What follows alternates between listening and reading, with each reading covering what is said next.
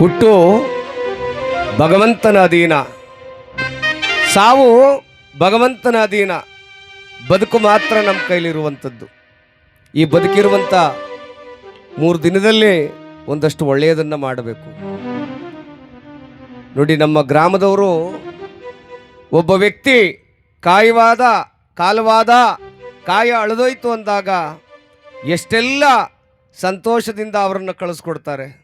ಇದು ನಿಜವಾದ ಮನುಷ್ಯತ್ವದ ಲಕ್ಷಣ ಅಂತ ಹೇಳ್ತಾರೆ. ಕೆಲವು ಜನ ಅವ್ರನ್ನ ಕಂಡ್ರೆ ಇವ್ರಿಗಾಗಲ್ಲ, ಇವ್ರನ್ನ ಕಂಡ್ರೆ ಅವ್ರಿಗಾಗಲ್ಲ, ದಂಡಕ್ಕೆ ಬರೋದೇ ಇಲ್ಲ. ಆದರೆ ಅದು ಮನುಷ್ಯತನಕ್ಕೆ ಶೋಭೆ ತರುವಂಥದ್ದಲ್ಲ.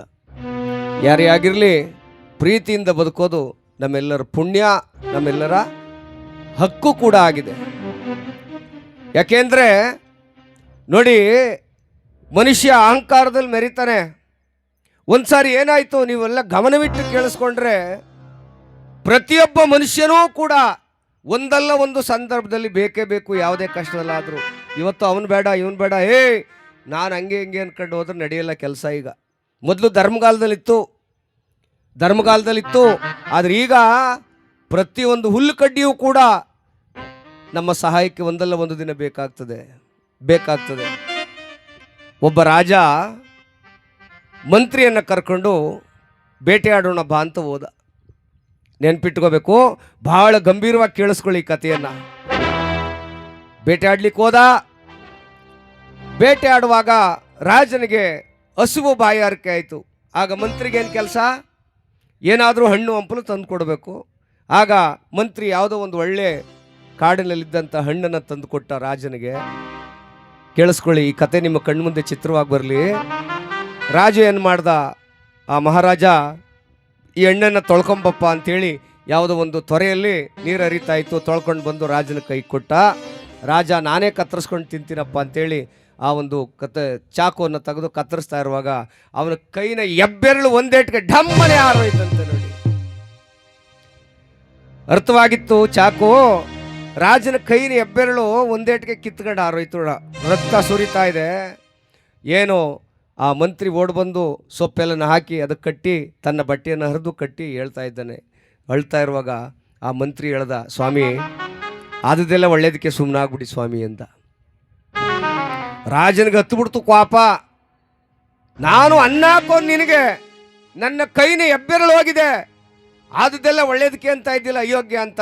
ಆನೆ ಕೆಡವಕ್ಕೆ ಗುಂಡಿ ತೆಗ್ದಿದ್ರಂತೆ. ಗುಂಡಿ ಒಳಕ್ಕೆ ಮಹಾರಾಜ ಆ ಮಂತ್ರಿಯನ್ನು ಜಾಡಿಸಿ ತಳ್ಳಿಬಿಟ್ಟ. ಆ ಮಂತ್ರಿ ಮೇಲೆತ್ತಕ್ಕಾಗ್ತಾ ಇಲ್ಲ. ರಾಜ ಕೈ ನೋವಿಂದ ಒದ್ದಾಡ್ತಾ ಇದ್ದಾನೆ. ನಡ್ಕೊಂಡು ಬಂದ್ಬಿಟ್ಟ 1 ಕಿಲೋಮೀಟರ್ ದೂರದಷ್ಟು ಕೋಪದಲ್ಲಿ.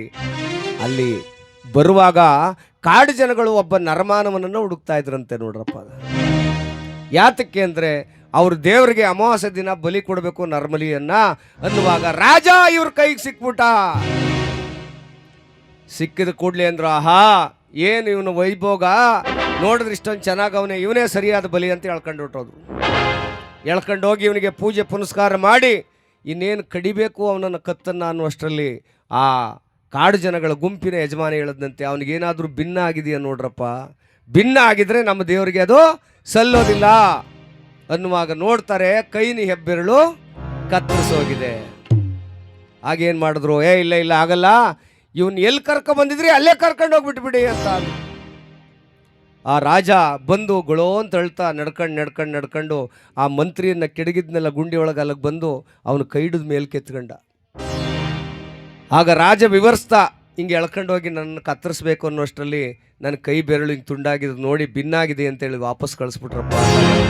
ಮಂತ್ರಿ ಗೊಳೋ ಅಂತ ಅಳ್ತಾ ಮಹಾರಾಜನ ಕಾಲು ಹಿಡ್ಕೊಬಿಟ್ರಂತೆ. ನೋಡಿ, ಯಾಕಪ್ಪ ನನ್ನ ಕಾಲು ಹಿಡ್ಕೊತಾ ಇದ್ದೀನಿ ನೀನು ಅಂದಾಗ, ಸ್ವಾಮಿ ನೀವೇನಾದರೂ ಗುಂಡಿ ಒಳಗೆ ನಾನು ತಳ್ಳಿಲ್ಲ ಅಂದಿದ್ರೆ ಇಬ್ಬರನ್ನೂ ಕರ್ಕೊ ಹೋಗೋರು, ನಿಮ್ಮ ಕೈ ತುಂಡಾಗದೆ ಅಂತ ನಿಮ್ಮ ಬಿಟ್ಬಿಡೋರು, ನಾನು ಚೆನ್ನಾಗಿದ್ದೀನಿ ಅಂತ ನಾನು ಕತ್ತರಿಸ್ಬಿಡೋರಲ್ಲ ಸ್ವಾಮಿ. ಅದಕ್ಕೆ ರಾಜ ಹೇಳದ್ನಂತೆ, ಆದದ್ದೆಲ್ಲ ಒಳ್ಳೇದಕ್ಕೆ ಬಿಡಪ್ಪ ಅಂದಂತೆ. ನೋಡಿ, ಅವನ ಬಾಯಿಲೆ ಬಂತ ಮಾತು, ಮಂತ್ರಿ ಹೇಳಿದ ಮಾತು ರಾಜನ ಬಾಯಿಲೆ ಬಂತು, ಆದದ್ದೆಲ್ಲ ಒಳ್ಳೇದಕ್ಕೆ ಬಿಡಪ್ಪ ಅಂತ. ಹಾಗೆ ನಾವು ಭಗವಂತ ಕಷ್ಟವನ್ನು ಕೊಟ್ಟು ನೋಡ್ತಾನೆ, ಸುಖವನ್ನು ಕೊಟ್ಟು ನೋಡ್ತಾನೆ, ಅದನ್ನು ಉಪಯೋಗ ಪಡಿಸ್ಕೊಳ್ಬೇಕಾದವರು ನಾವು. ನಮ್ಮ ಸಿದ್ದರಾಜಣ್ಣವರು ಹೇಳ್ತಾರೆ ಊರಿನ ಗ್ರಾಮದ ಬಗ್ಗೆ. ಪುಣ್ಯಾತ್ಮ ಎಂತೆಂಥವರೆಲ್ಲ ಹೋಗ್ತಾವ್ರಪ್ಪ, ಅಂಥ ಒಳ್ಳೆಯವ್ರು ಇರಬೇಕಾಗಿತ್ತು ಅಂತಾರಲ್ಲ, ಆವಾಗ ಅವ್ರಿಗೆ ನಿಜವಾಗ್ಲೂ ಸ್ವರ್ಗ ಪ್ರಾಪ್ತವಾಯಿತು ಅಂತ ಅರ್ಥ. ಮೇಷ್ಟ್ರೆ, ಸ್ವರ್ಗ ಪ್ರಾಪ್ತವಾಯಿತು ಅಂತ ಅರ್ಥ. ಥೋ ಆ ನನ್ನ ಮಗ ಯಾಕೆ ಹೋದ್ರೋಯ್ತನ್ ಬಿಡು ಅಂದಿದ್ರೆ ಅವನಿಗೆ ನರಕವೇ ಪ್ರಾಪ್ತವಾಗುವುದು. ಅದಕ್ಕಾಗಿ ನಾವೆಲ್ಲ ಪ್ರೀತಿಯಿಂದ ಬದುಕೋಣ, ಸಂತೋಷದಿಂದ ಬಾಳೋಣ. ಇರೋದು 3 ದಿನ, ಇವತ್ತಿದ್ದವ್ರು ನಾಳೆಗಿಲ್ಲ, ನೆನ್ನಿದ್ದವ್ರು ಇವತ್ತಿಲ್ಲ. ನೋಡಿ, ಯಾವುದೋ ಹಂದಳ್ಳಿಲಿ ಪ್ರೋಗ್ರಾಮ್ ಮಾಡೋಕೆ ಹೋಗಿದೆ, ಚಿಕ್ಕ ವಯಸ್ಸಿನ ಹುಡುಗಿ ಅಳ್ತಾ ಇತ್ತು. ಏನಪ್ಪ ಈ ವಯಸ್ಸಿಗೆ ಹುಡುಗಿ ವಿಧವೆ ಆಗಿದೆಯಲ್ಲ ಅಂತ ಅಂದಾಗ ಏನಾಗಿತ್ತು ಇವ್ರ ಗಂಡನಿಗೆ ಅಂದ, ಸ್ವಾಮಿ ಅಂಗಡಿ ಇಟ್ಟಿದ್ದ ಸ್ವಾಮಿ, ಅಂಗಡೀಲಿ ಬಂದು ಅಂಗಡಿ ಬಾಗ್ಲಾಕೊಂಬಂದು ಊಟ ಮಾಡಬೇಕು ಅಂತೇಳಿ ನುಗ್ಗೆ ಸೊಪ್ಪನ್ನು ಸಾರು ಮಾಡಮ್ಮ ಅಂತ ಹೇಳಿದ್ದ, ಉಪ್ಸಾರ. ಒಂದೇ ಒಂದು ತುತ್ತು ಬಾಯಿಗೆ ಎತ್ತಿಟ್ಟವನು ಸ್ವಾಮಿ, ಒಂದೇಟಿಗೆ ಹಾರ್ಟ್ ಅಟ್ಯಾಕ್ ಆಗ್ಸತ್ತವ. ಚಿಕ್ಕ ವಯಸ್ಸು, ಕೇವಲ 32 ವರ್ಷ ವಯಸ್ಸು. ನನ್ನ ನಿಜವಾಗ್ಲೂ ಕಣ್ಣಲ್ಲಿ ನೀರು ಬಂದು. ಯಾಕೆ ಅಂದರೆ ಈ ವಯಸ್ಸಿಗೆ ಆ ಹುಡುಗಿ ವಿಧವೆ ಆಯ್ತಲ್ಲ. ಅದಕ್ಕೆ ಹೇಳೋದು, ಯಾವ ಸಂದರ್ಭದಲ್ಲಾದರೂ ದೇವ್ರು ಕರೆದಾಗ ಎದ್ದು ಹೋಗ್ತಾ ಇರಬೇಕು. ತಡಪ್ಪ ಮನೆ ಅರ್ಧ ಆಗೋಗೋದೇ ನಿಲ್ಲಿಸ್ಬಿಟ್ಟು ನೀನು ಕಟ್ಬಿಟ್ಟು ಬರ್ತೀನಿ ಅಂದ್ರೆ ಬಿಟ್ಟನ ಯಮ. ಯಾವುದೇ ಕಾರಣಕ್ಕೂ ಬಿಡೋದು. ಸಾಲ್ಗಾರಕ್ಕೆ ಸಾಕ್ಷಿ ನಾವೇನಾರು ಸಬು ಬೀಳ್ಬೋದು, ಆದರೆ ಭಗವಂತನಿಗೆ, ಯಮರಾಜನಿಗೆ ನಾವು ಯಾವುದೇ ಸಬು ಬೀಳಕ್ಕಾಗಲ್ಲ. ಹಾಗಾಗಿ ಪ್ರೀತಿಯಿಂದ ಬದುಕೋಣ.